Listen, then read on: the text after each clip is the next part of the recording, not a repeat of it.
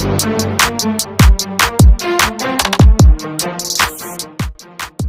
Sobat JKN, selamat datang di podcast JKN SMI, terupdate, teraktual, dan terpercaya.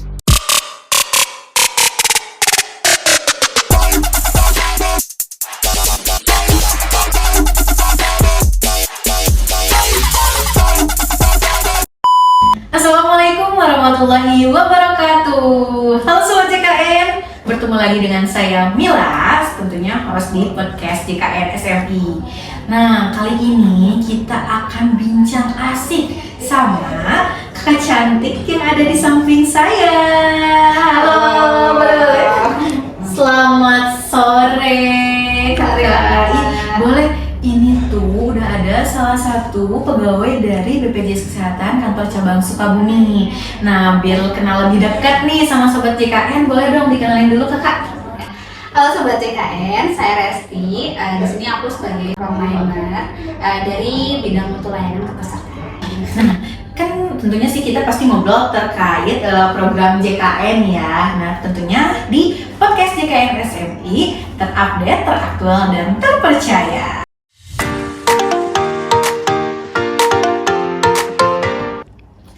Nah Sobat, kan dari kemarin kita pasti ngobrolin terkait program JKN dong. Nah, kita pengen dengar nih dari Kak Resti selaku frontliner di kantor cabang.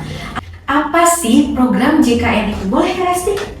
Oke, Kamila, sebelumnya aku mau nge-infoin ya. Jadi JKN itu adalah Jaminan Kesehatan Nasional. Itu adalah suatu produk yang dimana produk itu diselenggarakan oleh BPJS Kesehatan. Jadi JKN itu adalah suatu produk, bukan suatu segmen. Maksudnya di sini segmen itu kan banyak ya kalau BPJS Kesehatan, ada yang dari pemerintah, ada yang dari sendiri atau yang dari kerja gitu. Nah, jadi untuk program JKN ini adalah suatu produk yang diselenggarakannya oleh BPJS Kesehatan gitu. Oke, jadi tentunya ya program JKN adalah program yang diselenggarakan oleh BPJS Kesehatan gitu ya, berupa produknya itu ya program JKN gitu Ya, kan. benar. Nah, program JKN itu kan ada pesertanya gitu kan, karena diselenggarakan oleh BPJS Kesehatan dan ada pesertanya yang sebagai peserta program JKN. Nah, pesertanya itu kan banyak macamnya nih Kak. Ya. Nah, boleh tuh disampaikan gitu ke Sobat JKN. Kalau segmen yang ada di kepesertaan untuk program JKN itu ada apa aja sih? Nah, tadi udah aku spill dikit. Jadi sebenarnya dua garis besar itu ada dua. Satu ada non PBI, yaitu non penerima bantuan iuran.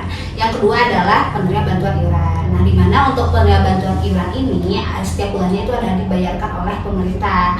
Ada dua juga nih, ada namanya PBI APBN sama APBD gitu, atau PBPU Pemda yang dibayarkan oleh Pemda, dan APBD itu dibayarkan oleh pemerintah pusat untuk kurang lebih ya. Dan yang kedua ada tuh non PBI atau tidak penerima bantuan iuran, di mana itu banyak segmennya. Ada segmen yang mandiri, di mana kan kelasnya bisa milih ya, mandiri ya. Kelasnya ada di kelas 1 iuran 150.000, kelas 2 100.000 untuk iurannya, dan kelas 3 35.000. Kemudian ada juga segmen yang dari pekerja nih. Ini pekerja pasti otomatis akan didaftarkan oleh pemberi kerjanya. Kemudian juga ada juga dari beberapa pensiunan. Kita harus daftar dulu ke paskes pertama. Nanti diperiksa oleh dokter yang ada di paskes pertama tersebut. Nah, setelah itu nanti akan dirujuk kalau tidak bisa ditangani. Nah, untuk aku karena sekarang udah bisa pakai pemanfaatan pakai mobile JKN, jadi kalau misalnya daftar ke paskes pertama itu kita cukup akses di mobile JKN, nanti kita ambil antriannya, kemudian nanti setelah ada nomor antriannya kita cukup ke paskes itu menginformasikan bahwa sudah ada pengambilan antrian. Nanti mereka akan mengecek dari data mereka terkait dengan data kepesertaan pasiennya atau pesertanya. Setelah itu nanti mereka langsung menangani gitu. Jadi bagi peserta yang udah punya mobile JKN juga bisa memanfaatkan mobile JKN-nya, atau kalian juga cukup menggunakan nik yang ada di KTP ataupun di kartu keluarga. Jadi cukup dengan dua hal tersebut, baik dari aplikasi mobile JKN ataupun dari nik, atau bagi peserta yang sebelumnya udah punya kartu juga bisa sih. Jadi intinya sudah ada banyak kemudahan ya untuk mengakses layanan di fasilitas kesehatan. Seperti yang kalian ceritakan gitu ya, untuk ke FKTP kalau misalnya mau daftar misalnya karena mau berobat gitu ya, tinggal daftar lewat Mobile JKN aja. Kalau misalnya nggak lewat Mobile JKN misalnya saya mau langsung misalnya ke sana, tinggal nunjukin KTP. Kalau belum punya KTP ada nih di KK gitu ya. Jadi memang sudah sangat dimudahkan ya untuk mengakses layanan di fasilitas kesehatan gitu ya. Di FKTP fasilitas kesehatan tingkat pertama. Nah, berarti kalau misalnya ternyata setelah diperiksa nih ternyata tidak bisa ditangani, nah itu baru dikasih surat rujukan gitu ya Teh. Nah, nanti akan dikasih surat rujukan oleh FKTP pertama sesuai dengan yang didapatkan. Nah, untuk kalian yang udah diperiksa dan dirujuk, nanti kalian juga bisa memanfaatkan Mobile JKN. Jadi nanti langsung ketika dirujukan dari FKTP itu udah terbit, kalian juga bisa memanfaatkan pengambilan antrian untuk kunjungan ke polinya juga pakai aplikasi Mobile JKN. Nanti cukup pilihnya yang untuk FKRTL gitu. Nah, nanti mereka ada menyediakan untuk jadwal kunjungannya. Kemudian kalau udah nanti kalian ambil antrian langsung ke rumah sakit yang dituju, kemudian nanti cukup kalian check in dari aplikasi Mobile JKN-nya, nanti langsung otomatis terdaftar sebagai peserta atau pasien dari FKRTL tersebut. Oke. Jadi memang mau ke FKTP, FKRTL intinya udah ada kemudahan lah, apalagi udah pakai kalau misalnya Mobile JKN itu udah gampang banget deh gitu ya. Jadi pesan untuk sobat JKN, silahkan registrasi. Download semuanya. Ya udah gitu. Karena aplikasi Mobile JKN sudah tersedia di Play Store dan App Store gitu. Sekarang kan Kak Resti sebagai pegawai BPJS Kesehatan yang tentunya memberikan pelayanan ya karena sebagai frontliner di kantor cabang gitu. Nah, ada pengalaman apa sih selama Kak Resti ini melayani peserta sebagai frontliner di kantor cabang? Pengalamannya banyak ya, tentunya kalau untuk pelayanan kan kadang juga kita keluar, kadang juga kita di dalam pelayanan, maksudnya itu di kantornya gitu.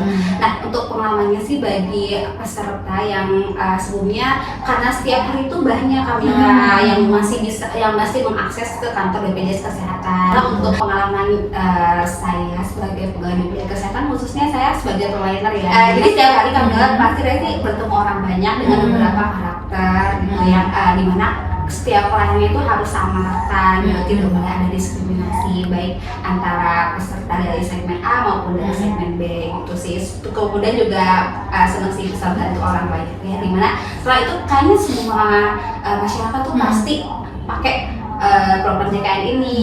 Saya juga rasa sangat membantu untuk masyarakat banyak sih untuk program.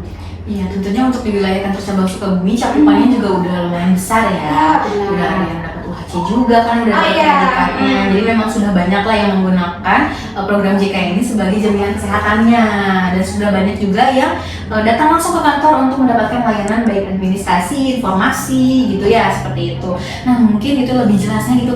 Sebenarnya kalau untuk layanan ini tuh apakah memang hanya bertemu secara langsung, tapi kan ada juga tuh yang tidak bertemu secara langsung gitu. Nah, apa aja sih Kak Resti bisa dijelaskan gitu jenis-jenis layanan yang tersedia dari BPJS Kesehatan untuk peserta? Baik.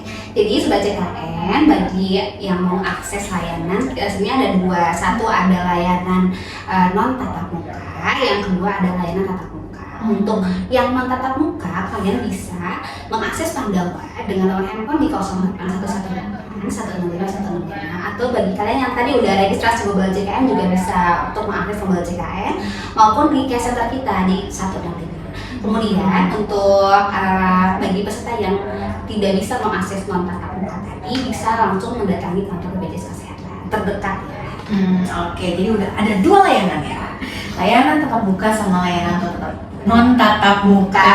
Nah, kalau misalnya di kantor cabang nih Kak, apa aja sih sebenarnya yang dapat dilayani di kantor cabang? Jadi untuk layanan yang bisa diakses oleh peserta di kantor cabang itu sebenarnya ada tiga. Satu adalah administrasi, dua ada pengaduan, dan tiga ada informasi. Nah, untuk administrasi ini bagi peserta yang misalnya mau daftar baru nih sebagai peserta PBPU, ganti paskes, ganti kelas, kemudian ganti nomor handphone, alamat email, bagi peserta juga yang dari pekerja, misalnya kayak PNS gitu, atau udah penerima pensiun PNS-nya, atau banyak segmen lainnya sih yang bisa didaftarkan. Oke. Nah, ada sedikit nih yang mau ditanyain. Kan ada nggak sih layanan yang tidak tersedia di layanan non tatap muka? Jadi memang peserta tuh memang ya mau gak mau memang harus ke kantor gitu, karena memang tidak bisa dilayani secara digital, secara online gitu. Nah itu biasanya apa sih Kak? Biasanya mereka tuh lebih aksesnya di Pandawa, sedangkan di Pandawa itu ada beberapa yang nggak bisa. Jadi misalnya Kamila nih sebagai pekerja penerima upah mau ganti paskesnya, nah Kamila nggak bisa mengakses Pandawa, jadi Kamila harus mengaksesnya Mobile JKN untuk ganti paskes tersebut gitu. Nah kemudian juga kalau nggak bisa tetap bisa care center, memanfaatkan care center. Nah yang nggak bisa itu misalnya ada penerima bantuan iuran. Nah bantuan iuran ini statusnya sudah nonaktif, tetapi mau mengaktifkan kembali dari program bantuan iuran tersebut. Nah itu nggak bisa pakai Pandawa karena itu secara prosedurnya harus melalui Pemda. Di sini untuk Pemdanya dinas sosial setempat sih kan. Oke. Jadi kalau misalnya ada gitu berarti ya pesertanya dia sempat ditanggung sama pemerintah, terus kan bilang, ih saya kan waktu itu dapat nih gitu kan, dapat bantuan ibaratnya kan suka bilangnya gitu ya. Tapi kok sekarang udah nggak bisa dipakai statusnya nanti saya pengen aktifin lagi, kan masih ada aja gitu ya berarti ya masih ada gitu. Nah padahal berarti kalau misalnya hal atau kondisi seperti itu kan berarti bisanya langsung ke dinas sosial tadi gitu ya. Benar, jadi untuk alurnya bagi penerima bantuan itu harus ke dinas sosial gitu, karena mereka ada beberapa prosedur yang harus diverifikasi sama dinas sosial. Jadi memang ada yang lebih berwenang gitu ya Benar, untuk memverifikasi apakah peserta itu berhak untuk mendapatkan bantuan iuran itu gitu ya. Nah Kak Resti, misal nih ya ada peserta mandiri, dia udah coba nih layanan non tatap mukanya, udah ke Pandawa, udah Mobile JKN kayak gitu, tapi dia tuh masih merasa belum terpenuhi kebutuhannya, belum terselesaikan apa yang dia perlukan. Nah kalau misalnya kayak gitu, boleh kan kantor cabang? Boleh Kamila. Jadi bagi sobat JKN yang udah coba dari beberapa kanal tadi Mobile JKN ya, Pandawa, terus care center, tapi tetap aja belum beres-beres nih kebutuhannya, kalian masih bisa ke kantor cabang. Tentunya kalian harus bawa KTP untuk kartu keluarga untuk melakukan nanti dicek data-datanya. Boleh juga nih pakai identitas kependudukan digital juga. Yang penting harus menunjukkan data nih. Berarti kata kuncinya menunjukkan. Iya, jadi nggak harus fotokopinya, aslinya juga nggak apa-apa, yang penting bisa menunjukkan identitasnya gitu ya, pesertanya gitu ya.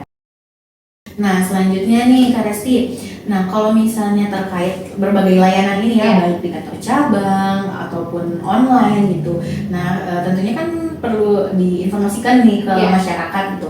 Nah biasanya tuh kan pasti ada ya ibaratnya sosialisasi Kak, atau misalnya layanan keluar yang tadi sempat di spill nih di awal, ada kita juga pernah keluar gitu, nggak hanya di kantor cabang. Nah itu tuh bentuknya seperti apa sih Kak Resti? Jadi untuk layanan-layanan kita juga ada nih layanan jemput bola Kamila. Jadi ada BPJS keliling, terus ada juga BPJS online, atau kalian juga bisa mengakses mau pelayanan publik gitu.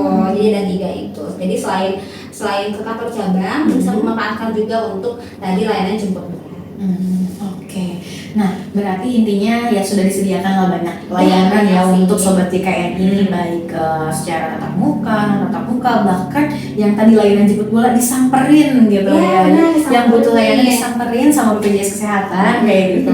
Nah, dari tadi kan kita udah ngomongin terkait layanan online ya. Pandawa lewat WA gitu ya, lewat WhatsApp, siapa sih misalnya ya banyak lah yang udah pakai WhatsApp itu bisa akses tuh layanan lewat Pandawa itu. Terus juga ada yang tadi Mobile JKN yang bisa di-download di App Store dan Play Store gitu ya.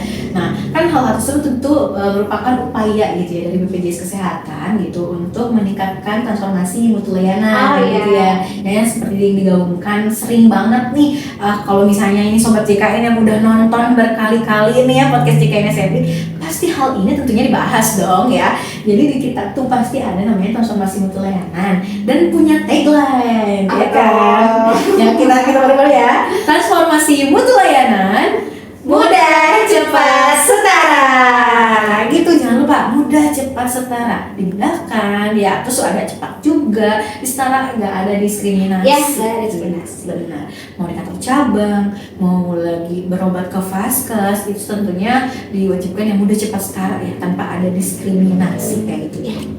Nah sekarang nih yang terakhir nih Kak Resti, selaku yang selalu melayani peserta gitu ya, baik di kantor cabang ataupun sedang keluar kandang gitu ya untuk memberikan layanan gitu yang jemput bola tadi. Nah apa sih yang ingin disampaikan ke sobat JKN yang khususnya membutuhkan layanan gitu? Apa yang mau disampaikan? Jadi bagi sobat JKN yang sebelumnya udah terdaftar maupun yang baru mau daftar, dipastikan kalian harus satu, menentukan kelas yang dipilih untuk sobat PBPU, dan vaskesnya juga jangan lupa buat di-searching dulu nih mana yang terdekat atau pilihan kamu. Nah sobat, udah panjang banget lah ya obrolan kita kali ini. Masih butuhkan informasi yang lain tentunya gitu ya. Nantilah kita bincang-bincang di episode berikutnya lah ya.